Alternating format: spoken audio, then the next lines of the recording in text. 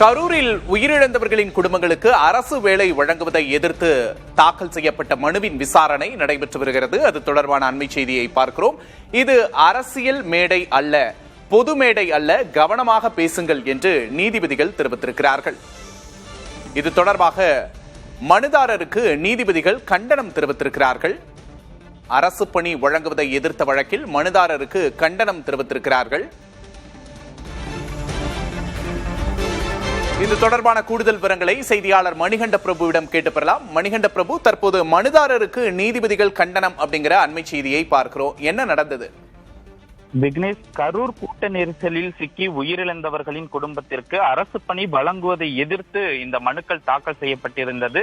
வழக்கு நீதிபதிகள் சிவி கார்த்திகேயன் அமர்வு முன்பாக நேற்றைய தினம் பட்டியலிடப்பட்டு இந்த வழக்கு விசாரணை சரியாக தொடங்கப்பட்டு மனுதாரர் தரப்பிலும் அரசு தரப்பிலும் மாறி மாறி கடுமையான வாதங்கள் என்பது எடுத்து வைக்கப்பட்டு கொண்டிருக்கிறது. நீதிபதிகள் கூட இதில் என்ன தவறு இருக்கிறது என மிக முக்கியமாக ஒரு கேள்வியை குறிப்பிட்டு இந்த வழக்கு குறித்த விவரங்களை மனுதாரர்களிடம் கேட்டிருந்தார்கள். அப்போது மனுதாரர் தரப்பில் சொல்லப்பட்ட விஷயங்கள், இது போன்ற பல சம்பவங்கள் தமிழகத்தில் நடைபெற்றிருக்கிறது. இது போல பாதிக்கப்பட்டவர்களின் குடும்பத்தினர் தொடர்ந்து அரசு பணி கோருவதற்கு வாய்ப்பு இருப்பதாக கூறினார்கள். மேலும் உச்சநீதிமன்ற கண்காணிப்பில் இந்த வழக்கு விசாரணையை சிபிஐ செய்து வருகிறது என்று கூறப்பட்டிருந்தது. அதற்கு அரசு தரப்பானது இன்று மாலை பணி நியமனங்கள் வழங்கப்பட உள்ள நிலையில் இந்த வழக்கானது தாக்கல் செய்யப்பட்டுள்ளது. எனவே இந்த மனுக்களை தள்ளுபடி செய்ய வேண்டும் என அரசு தரப்பில் கோரப்பட்டது. அதே போல மனுதாரர் தரப்பில் மிக முக்கியமாக பணி நியமன ஆணைகள் என்பது வழங்கக்கூடாது, இது சாட்சிகளை சேதப்படுத்தும், சாட்சிகளை கலைக்கக்கூடும், விசாரணையை பாதிப்பு ஏற்படுத்தக்கூடும் என்கிற மிக முக்கியமான வாதங்களை மனுதாரர் தரப்பு கூறியதோடு, ஏற்கனவே கும்பகோணம் சம்பவம், மகாமகம் சம்பவம், ஸ்டெர்லைட் துப்பாக்கிச்சூடு, தர்மபுரி பேருந்து எரிப்பு சம்பவம் ஆகிய நிகழ்வுகளில் உயிரிழந்தவர்களின் குடும்பத்தினருக்கு இது போன்ற இழப்பீடுகள் வழங்கப்படவில்லை என குறிப்பிட்டு நீதிபதிகளிடம் கூறியிருந்தார்கள். மேலும் கருணை அடிப்படை பணிக்கான விதிகளை பின்பற்ற வேண்டும் அல்லது புதிய விதிகளை உருவாக்கி இது போன்ற பணி நியமன ஆணைகள் கொடுப்பதற்கு புதிய வழிகாட்டு நெறிமுறைகளை உருவாக்க வேண்டும் என நீதிபதியிடம் மனுதாரர்கள் தரப்பில் கோரிக்கை எழுப்பப்பட்டது. அப்போது குறுக்கிட்ட நீதிபதிகள் இந்த பணி நியமன ஆணைகள் வழங்குவது குறித்து சட்டமன்றத்தில் ஏதேனும் அறிவிப்பு வெளியிடப்பட்டதா என கேள்விகள் எழுப்பியிருந்தார்கள். அப்போது உயிரிழந்த நபர்களின் குடும்பத்திற்கு முந்தைய அரசால் இழப்பீடு கொடுக்கப்பட்டதாக அரசு தரப்பு தெரிவித்திருந்தது. தற்போது அரசு பணி வழங்குவதாக மனுதாரர் தரப்பு இடையில் குறுக்கிட்டு ஒரு வாதத்தை முன்வைத்தார்கள். அப்போது நீதிபதிகள் இது அரசியல் மேடையல்ல, இது பொது மேடையல்ல, கவனமாக பேசுங்கள் என மனுதாரர் தரப்பிற்கு கண்டனம் தெரிவிக்கும் வகையில் கருத்துக்களை தெரிவித்திருந்தார்கள்.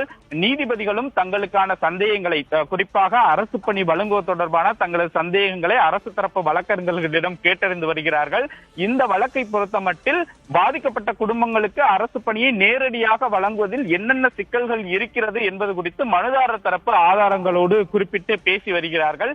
இருதரப்பு வாதங்களையும் நீதிபதிகள் கேட்டறிந்து வருகிறார்கள். இன்னும் சற்ற நேரத்தில் இந்த வழக்கில் மிக முக்கியமான இடைக்கால உத்தரவு ஏதேனும் பிறப்பிக்கப்படுமா அல்லது இந்த வழக்கு வேறொரு நாளுக்கு மாற்றப்படுமா என்பதை பொறுத்திருந்து பார்க்க வேண்டும். தினேஷ், மணிகண்ட பிரபு, தற்போது முதலமைச்சர் விஜய் கரூரை நெருங்கி கொண்டிருக்கிறார். இந்த பக்கம் வழக்கு தீவிரமா நடந்துகிட்டு இருக்கிறத நம்மளால பார்க்க முடியுது. நீதிபதிகளும் மனுதாரருக்கு எதிராக 2 கருத்தை தெரிவிச்சிருக்கிறாங்க. ஆஸ் ஆஃப் நவ் நீங்க சொன்ன மாதிரி என்னென்ன பாசிபிலிட்டிஸ் இருக்கு, எப்ப இந்த வழக்கு முடியறதுக்கு வாய்ப்பு இருக்கு? இன்னைக்கு குறிப்பாக இந்த வழக்கு தற்போது தமிழகமே உற்று நோக்கக்கூடிய ஒரு வழக்காக இருக்கு. அரசியல் நிலையிலும் சரி இந்த வழக்கு மிக முக்கியமாக பார்க்கப்படுகிறது. குறிப்பாக அரசு பணிகளை பொறுத்தமட்டில் தேர்வு முறைகள் அதுபோல விதிமுறைகள் ஏற்கனவே இருக்கிறது. அதன் அடிப்படையில் தான் அரசு பணிகள் ஒருவருக்கு கொடுக்க முடியும் என்பது போல விதிகள் இருக்கிறது. இருப்பினும் இந்த வழக்கை பொறுத்தமட்டில் மனுதாரர்கள் மிக முக்கியமான வாதங்களை நீதிபதிகளிடம் எடுத்து வைத்து வருகிறார்கள். நீதிபதிகளும் அரசு பணிகள் வழங்குவது குறித்த அதற்கான விதிமுறைகள் உள்ளதா என்பதெல்லாம் குறித்து அரசு தரப்பு வழக்கறிஞர்களிடம் வாதங்களை கேட்டறிந்து வருகிறார். மனுதாரர் தரப்பும் தங்களுடைய வாதங்களை மிக வலுவாக எடுத்து வைத்து வருகிறார்கள். இந்த வழக்கை பொறுத்தமட்டில் ஆரம்பத்திலிருந்தே நீதிபதிகள் மனுதாரருக்கு எதிரான சில விஷயங்களை குறிப்பிட்டு கேள்விகளை எழுப்பி வருகிறார்கள். அதற்கு மனுதாரர் தரப்பும் தகுந்த பதிலை அளித்து வருகிறார்கள்.